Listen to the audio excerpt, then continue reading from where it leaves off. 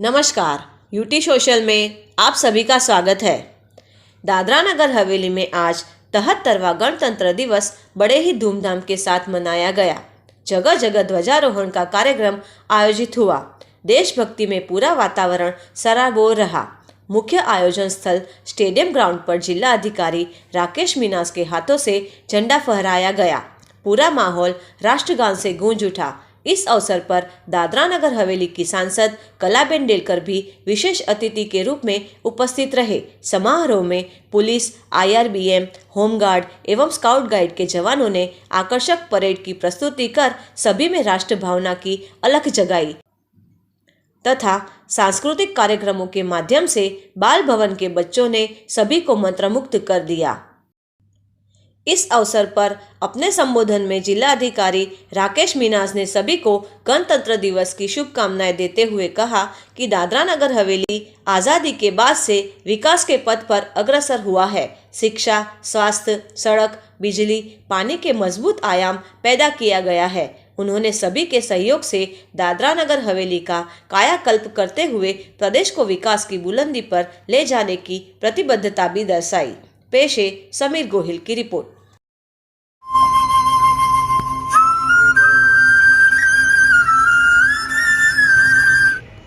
सभी जवानों के कदम इसी बात का संकेत दे रहे हैं कि हम रखेंगे सदा सुरक्षित मातृभूमि की शान को। जिस मिट्टी में जन्म लिया है उस मिट्टी की आन को। साधन है सहयोग हमारा और एकता बल। चल चला चल चल।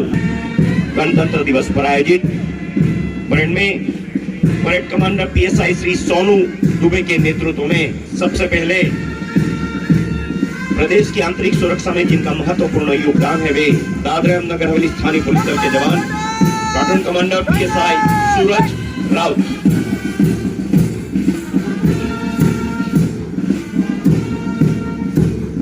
इमरजेंसी सर्विसेज में सदैव सहयोगी अग्निशमन दल के जवान प्लाटून कमांडर श्री चंदन M हत्याल।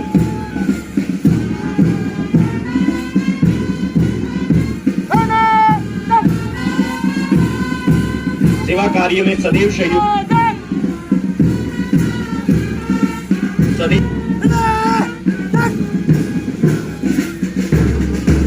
श्री अजय हरिजन।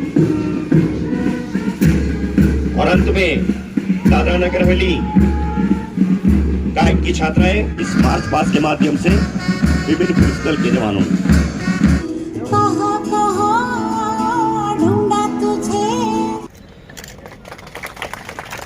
द्वितीय पारितोषिक प्राप्त करने वाले अभिनंदन।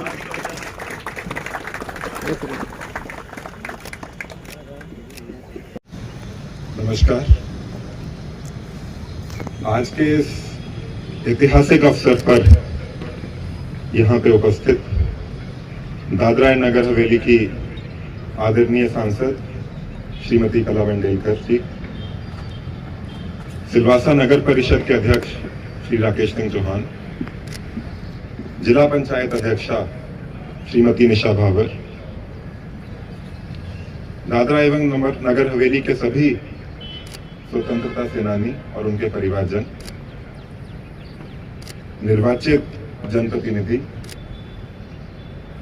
प्रशासनिक अधिकारी, उपस्थित उद्योगपति, मीडिया के मेरे सभी साथी मित्र और यहाँ पे भारी मात्रा में पधारे हुए सभी आदरणीय वरिष्ठ जन, मेरे भाइयों और बहनों, मैं संघ प्रदेश प्रशासन की ओर से आप सबको 73वें गणतंत्र दिवस और तीसरे मर्जर डे एकीकरण दिवस की हार्दिक शुभकामनाएं और बधाई देता हूं। दोस्तों, गणतंत्र शब्द का अर्थ अगर देखा जाए तो गण का अर्थ है लोग और तंत्र का अर्थ है सिस्टम, अर्थात रिपब्लिक या गणतंत्र का अर्थ सीधे तौर से लोगों से जुड़ता है। गणतंत्र एक ऐसी व्यवस्था है जिसमें देश लोगों का होता है, सरकार लोगों की होती है। गणतंत्र के सिस्टम को बहाल करने का जो सबसे उचित माध्यम है वो है लोकतंत्र, यानी कि डेमोक्रेसी। गणतंत्र में कोई राजा नहीं बल्कि जन यानी कि लोग प्रतिनिधि होते हैं। यहां पे मैं नहीं हम की बात की जाती है। कुल मिलाकर अगर बोला जाए तो यहां पे गण प्रधान होता है। गणतंत्र नामक शासन व्यवस्था को लागू करने के लिए हमें एक ऐसे संविधान की आवश्यकता होती है जिसे बनाया तो लोगों के और जनता के प्रतिनिधियों द्वारा गया हो, लेकिन वो संविधान उनसे भी बड़ा हो। वो संविधान एक न्याय का आधार हो। वो प्रत्यक्ष और अप्रत्यक्ष दोनों रूप से राज्य की सर्वोच्च सत्ता और उसकी शक्ति के वितरण और प्रयोग को सुनिश्चित करने का एक सामान्य आधार होना चाहिए। अगर सोचा जाए कि गणतंत्र की जरूरत भारत में क्यों पड़ी, तो उसमें हाल ही में एक हिंदी फिल्म का एक डायलॉग है जो आप सब लोगों ने सुना होगा। वो बोलता है कि अब राजा का बेटा ही राजा नहीं बनेगा, राजा वो बनेगा जो हकदार होगा। पहले ऐसा नहीं होता था। आज की तारीख में भी बहुत सारे ऐसे देश हैं जहां पे मोनार्की का सिस्टम चलता है, जहां पे राजा ही अपना सक्सेसर चुनकर जाता है। भारत उन देशों में नहीं है। भारत के संविधान का निर्माण अपने आप में ही एक समृद्ध इतिहास रहा है। आजादी के पूर्व ही 9 दिसंबर 1946 को संविधान सभा की पहली बैठक हुई थी। उसके बाद तकरीबन 2 साल 11 महीने और कुछ दिन के बाद 26 नवंबर 1949 को संविधान सभा द्वारा हमारा संविधान पारित किया गया था। इस दिन संविधान पारित तो किया गया था, पर संविधान लागू उस दिन से नहीं हुआ था। संविधान को लागू करने के लिए एक ऐतिहासिक तारीख चुनी गई। वो तारीख थी 26 जनवरी 1950। ये तारीख इसलिए चुनी गई थी क्योंकि उस तारीख से ठीक 20 वर्ष पहले 26 जनवरी 1930 को भारत में सबसे पहले पूर्ण स्वराज का नारा लगाया गया था। गुलामी की जंजीरों से मुक्त होने के बाद हमारे पूर्वजों ने बहुत ही दूरदृष्टि अपनाते हुए सच्चे अर्थों में जनता के हाथों में लोकतांत्रिक तरीके से शासन व्यवस्था सौंपने का निर्णय किया। ये संविधान भारत के नागरिकों को अपना प्रतिनिधि स्वयं चुनने का अवसर और अधिकार देता है।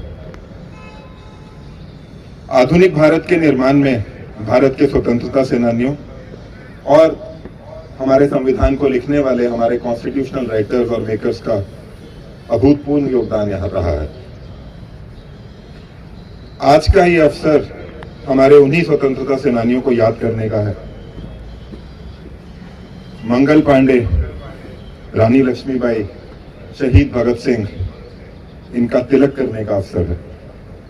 नेताजी सुभाष चंद्र बोस, गांधी जी, लाल बहादुर शास्त्री, बाल गंगाधर तिलक, चंद्रशेखर आजाद जैसे स्वतंत्रता सेनानियों को नमन करने का अवसर है।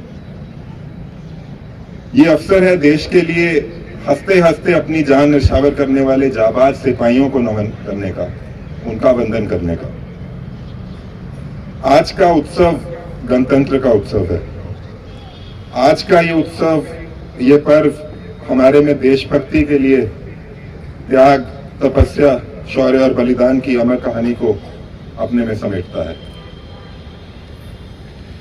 26 जनवरी एक ऐसा दिन है जब हम सभी को फख्र करना चाहिए कि तमाम अनेकताओं के बावजूद हम दुनिया के सबसे बड़े लोकतंत्र हैं।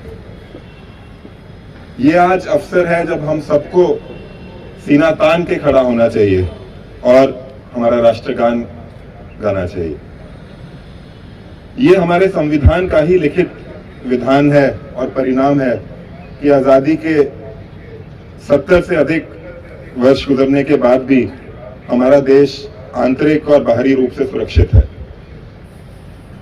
संविधान निर्माताओं ने प्रत्येक समुदाय के हितों का ध्यान रखते हुए, लोकतांत्रिक मूल्यों का ध्यान रखते हुए, मानवाधिकारों की रक्षा करते हुए हमारे संविधान में ये सारे प्रावधान किए हैं।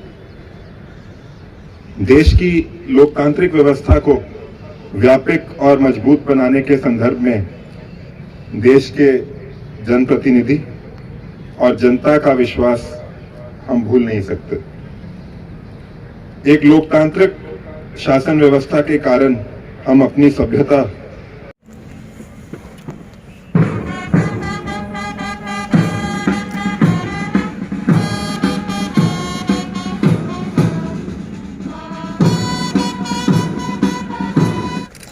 सारे जहां से अच्छा हिंदुस्ता हमारा।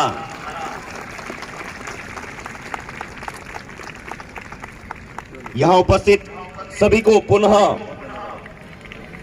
भारत के 73वें गणतंत्र दिवस एवं संघ प्रदेश दादरा एवं नगर हवेली तथा दमन एवं दीव के तीसरे एकीकरण दिवस की अनेकानेक शुभकामनाओं के साथ जय हिंद, जय भारत।